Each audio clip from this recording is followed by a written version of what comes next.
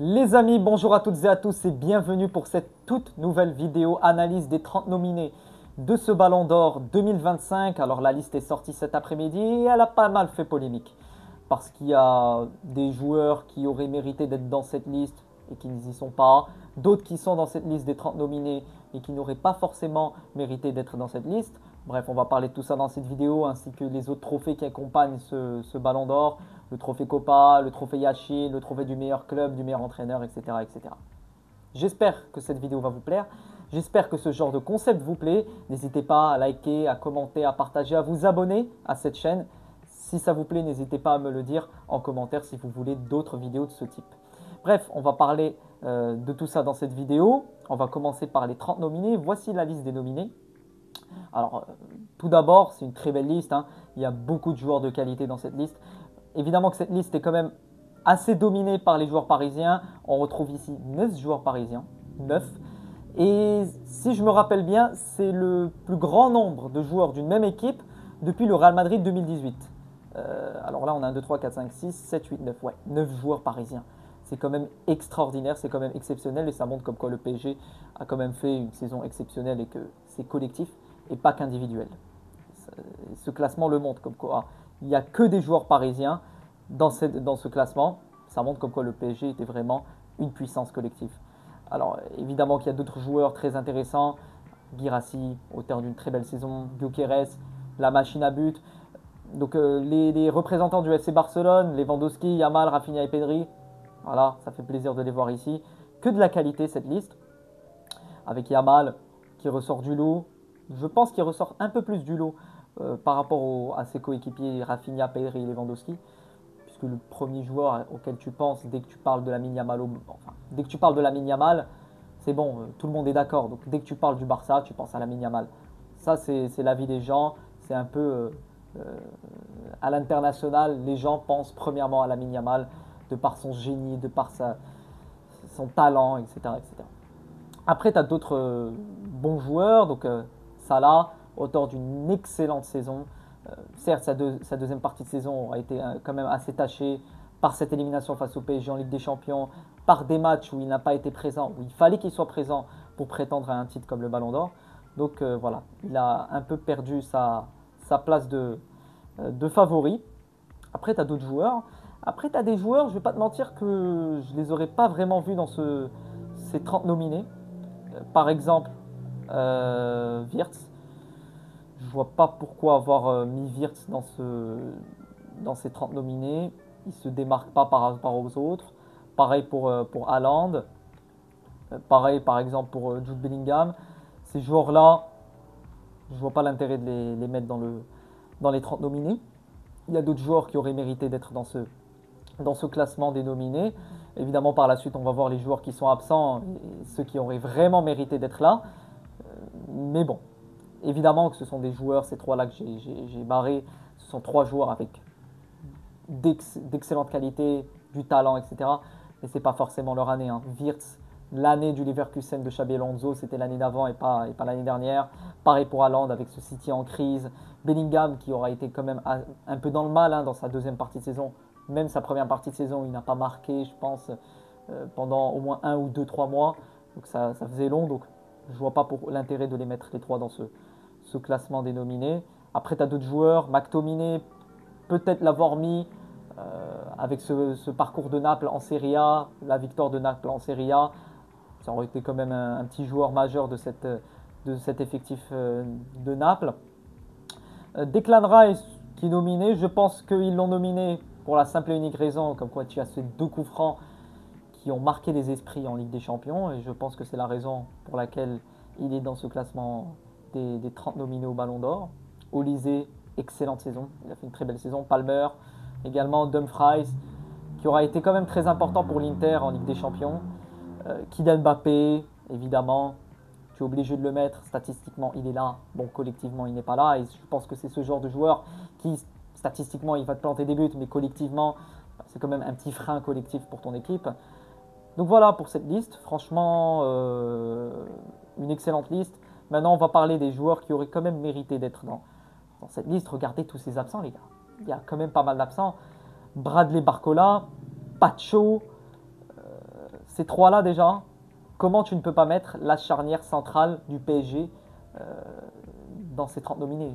Franchement, pour moi, c'est un scandale de ne pas mettre la charnière centrale ou l'un des deux dans ce classement des nominés. Pareil pour Bradley Barcola, auteur d'une excellente saison. Statistiquement, certes, il était sur le banc, mais il a fait une saison digne de joueur grand titulaire, quoi. William Saliba, qui aura fait une très très bonne saison, il n'est pas là. Marcus Thuram, ok. Di Marco, Bastoni aussi, il aurait peut-être mérité. Barella, Julian Alvarez, je ne vois pas pourquoi il n'est pas dans ce classement, sachant que c'est un joueur qui aura quand même marqué les esprits avec l'Atlético cette année. C'est la tête d'affiche de l'Atlético. C'est le joueur qui marque à l'Atlético l'année dernière. Depuis son arrivée, il a des moments marquants avec l'Atlético, dans des derbies, en Ligue des Champions, en Liga, etc. Et même en Liga, il a fait une très très bonne saison. D'ailleurs, c'est un joueur qu'il faudra surveiller l'année prochaine, Julian Alvarez. Donc voilà la liste des absents. Franchement, je ne comprends pas trop, évidemment que je ne comprends pas. Évidemment que tu ne peux pas mettre tout le monde dans le classement des nominés au Ballon d'Or, parce que tu as une limite de 30. Mais il y a quand même certains, comme je vous ai dit, Haaland, Wirtz, McTominay, Bellingham, Vinicius aussi. C'est pas l'année où on voit Vinicius se démarquer par rapport aux autres. Peut-être qu'il y aurait quand même eu... il aurait fallu avoir au moins 5 ou 6 joueurs de plus parmi cette liste des absents. Mais bon, c'est comme ça, c'est le football, c'est le Ballon d'Or, on connaît comment ça marche. Donc c'est comme ça, mais ça n'empêche pas comme quoi ces joueurs ont fait quand même une très très belle saison. Maintenant, on va parler des favoris, mes favoris, et les favoris pour beaucoup, de ce Ballon d'Or 2025. On va commencer par Lamine Yamal. Comment ne pas parler de Yamal, qui est la tête d'affiche du FC Barcelone, qui est le joueur qui a marqué les esprits cette année, qui est la future star internationale, le futur représentant du football à l'international. Regardez-moi ces statistiques, les gars. 62 matchs, 21 buts, 25 passes D, triplé national avec le Barça, Liga, Supercoupe et Coupe. Finaliste de la Ligue des Nations avec une très très belle demi-finale face à la France. Il aura été très très bon et de beaux moments marquants que tu as de Lamine Yamal au cours de cette année. Meilleur passeur de Liga, meilleur passeur de Copa, joueur du mois de septembre, meilleur jeune de Liga, membre de l'équipe type de Ligue des Champions. Qu'est-ce que tu veux de plus? C'est quand même un joueur qui est à seulement sa deuxième nomination au Ballon d'Or. 2 nominations au Ballon d'Or, et à sa deuxième nomination, il est un très très grand prétendant au titre. Donc voilà, Yamal, les gens, on le sait. Et je pense qu'il faut faire attention parce que ces derniers temps, ça parle beaucoup de Dembélé. Mais attention à Lamine Yamal, les gars. Parce que Lamine Yamal, à l'international, on parle talent, on parle génie, on pense à Yamal. Les gens se soucient plus du talent, du génie, de l'avenir, de la qualité, de l'éclair de génie que du joueur collectif. C'est pas mon avis, évidemment. C'est les votants, c'est l'esprit des votants, comment ça marche. On sait comment ça marche. Yamal pourrait être Ballon d'Or. Et ça serait mérité, hein. Ça serait mérité qu'Yamal soit Ballon d'Or, puisque c'est un joueur, quand tu allumes ta télé, tu as envie de voir Yamal, tu as envie de voir le Barça pour Yamal en grande partie. Dès qu'il a le ballon entre les pieds, il y a quelque chose qui va se passer. À tout moment, il y a un éclair de génie qui va apparaître à tout moment. Donc c'est un joueur qui, à tout moment, peut te sortir quelque chose. Et il a beaucoup de faits marquants cette année. Sa double confrontation contre l'Inter, les classicos, où il a été présent à chaque classico. Et quand je vous dis à chaque classico, c'est chaque classico. Grand, c'est un joueur qui aura été marquant dans toutes les compétitions. Et c'est un acteur majeur du triplé national du Barça, en Liga, en Copa et en Supercoupe. Donc il mérite très clairement sa place de favori. Dembélé, évidemment, comment ne pas le mettre favori? Un joueur qui est métamorphosé cette année. Voilà, franchement, on a vu un Dembélé totalement métamorphosé, totalement transformé sous Luis Enrique. Surtout cette année, un joueur très collectif, au service du collectif, qui se bat pour son équipe, qui est là pour faire les efforts défensifs. Chapeau l'artiste. Chapeau l'artiste, et c'est aussi sa première nomination. On a beaucoup de joueurs qui sont à seulement leur première ou leur deuxième nomination au Ballon d'Or. Et comme par hasard, ce sont des joueurs qui sont prétendants au titre. Donc c'est quand même assez marrant de voir ça. Ça montre comme quoi il y a beaucoup de joueurs qui émergent chaque année. Et surtout cette année, on a vu beaucoup de joueurs se transformer. Et parmi eux, il y a Ousmane Dembélé, auteur d'une excellente saison avec le PSG, des moments marquants également en Ligue des Champions. Et évidemment, qui ne démérite pas cette place et qui mériterait totalement sa place de favori pour ce Ballon d'Or. Rafinha. Les gars, Rafinha. Rafinha, ça m'embête un petit peu parce que j'ai l'impression que beaucoup de gens l'ont oublié. Beaucoup de gens oublient ce qu'a fait Rafinha cette année. Rafinha, les gars, statistiquement, c'est un monstre. Rafinha, auteur d'une très grosse saison, en Ligue des Champions, en Liga, en Copa, en Supercoupe. Il a été présent de partout. De partout, les gars. Donc, évidemment qu'il mérite une place sur le podium. Et parmi les favoris, et parmi les nominés, il y a beaucoup de joueurs qui méritent une place au podium. Évidemment que tu ne pourras pas mettre tout le monde, mais pour moi, Rafinha représente vraiment le joueur métamorphosé sous Hansi Flick, avec ce leadership, ce guide, très clairement, il guide son équipe vers la gloire. Donc pour moi, Rafinha, il mérite très clairement un podium, un top 3, et peut-être qu'il serait même pas troisième, à voir. Bon, ça c'est mon avis, c'est aussi l'esprit des votants, comment ça marche. Également, première nomination, c'est fou, première nomination au Ballon d'Or, à 28 ans pour Rafinha, c'est fou. Un joueur de cette classe, un joueur avec un tel leadership, mais c'est surtout cette année où il s'est métamorphosé et il mérite sa place. Et Achraf Hakimi, les gars. Est-ce que j'ai vraiment besoin de parler d'Hakimi, qui a réalisé l'une des meilleures saisons de l'histoire qu'un latéral peut proposer, qui rentre dans l'histoire très clairement du football, dans l'histoire des latéraux. Jamais j'ai vu un joueur, statistiquement, même dans l'apport offensif, réaliser quelque chose comme ça. Surtout à son poste latéral. Il a des statistiques dignes d'un attaquant, alors qu'il est latéral, les gars. Il est latéral. C'est fou. C'est fou et il mérite un podium. Il mérite un podium. Il mérite un top 3 du Ballon d'Or. Facile. C'est un joueur qui a réalisé une saison du début jusqu'à la fin. Il ne s'est pas arrêté de jouer, que ce soit à partir des Jeux Olympiques jusqu'à la finale de la Coupe du Monde des clubs. Il a été présent partout. Il mérite sa place parmi les favoris et il mérite surtout un podium. Il mérite un podium. Maintenant, on va passer aux meilleurs clubs.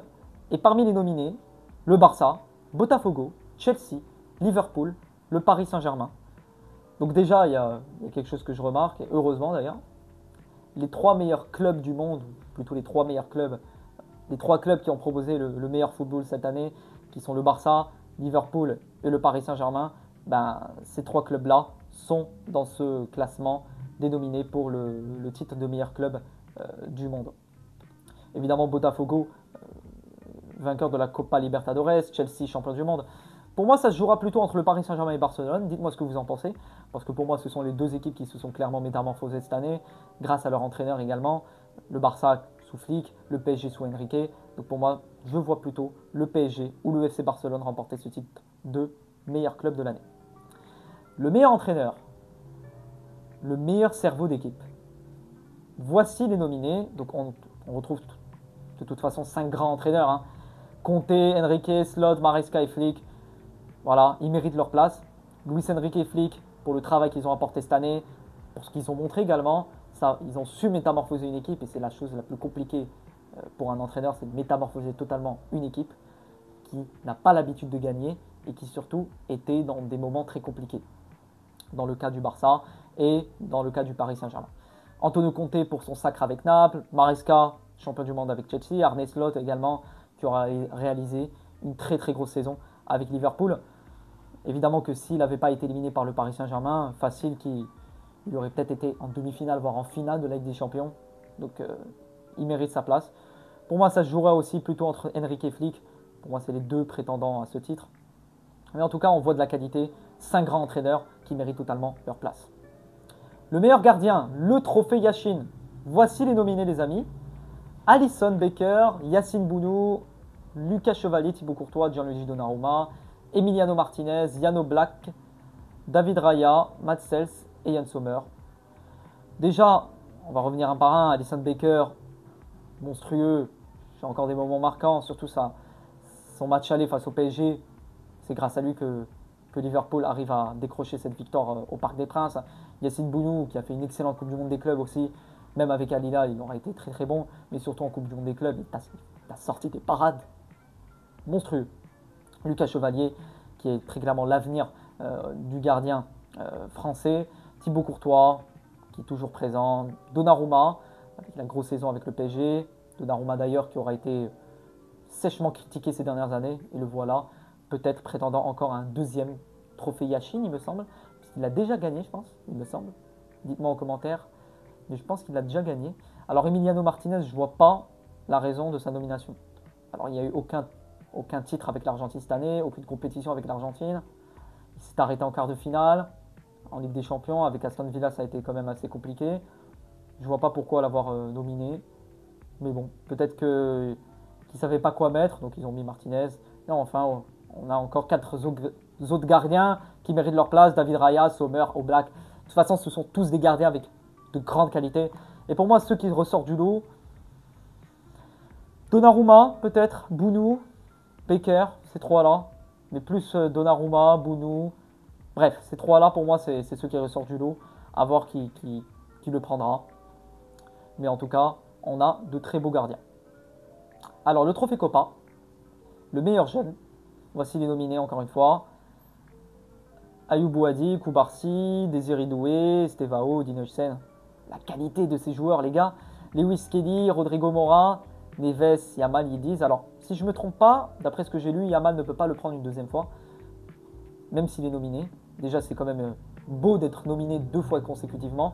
Mais il ne peut pas le remporter. Donc, si on regarde un petit peu ce classement, si on regarde un petit peu ce tableau, peut-être que ça serait un peu Désiré Doué qui serait prétendant au titre. Après, tu as que de bons joueurs. Par Koubarsi, auteur également avec le Barça, une saison exceptionnelle, qui aura été l'un des grands artisans du triplé national du Barça. Hussein, qui est le futur grand défenseur central mondial. Yildiz, doté d'un énorme talent, on l'a vu à la Coupe du Monde des clubs où il a vraiment explosé. Lewis Kelly également, Joe Neves, le cerveau du PSG. Voilà, donc on a vraiment de la qualité parmi ces jeunes joueurs. Et Désiré Doué, pour moi, pourrait être le prétendant, le favori pour aller chercher ce trophée Copa, avec tous les moments marquants, son doublé en finale de Ligue des Champions. C'est quand même un fait marquant. Ses buts en Ligue des Champions contre Aston Villa. Donc pour moi, c'est quand même, ça serait sympa de récompenser la saison de Désiré Doué avec ce trophée Copa. Donc voilà les amis pour cette vidéo. J'espère qu'elle vous a plu. Vraiment, c'est ce genre de concept que j'aime bien tourner, que j'aime bien monter. J'adore parler de ce genre d'actualité football. Alors, il y a d'autres vidéos qui vont arriver très prochainement sur l'actualité du Real Madrid, l'actualité football en général. N'hésitez pas à me dire en commentaire quels sont les types de vidéos que vous avez envie de voir sur ma chaîne et si ce format de vidéo sous forme de slide vous plaît. N'hésitez pas à liker, à commenter, à partager, à vous abonner. J'espère que cette vidéo vous aura plu. On se retrouve très prochainement pour d'autres vidéos. À la Madrid, in Adamas!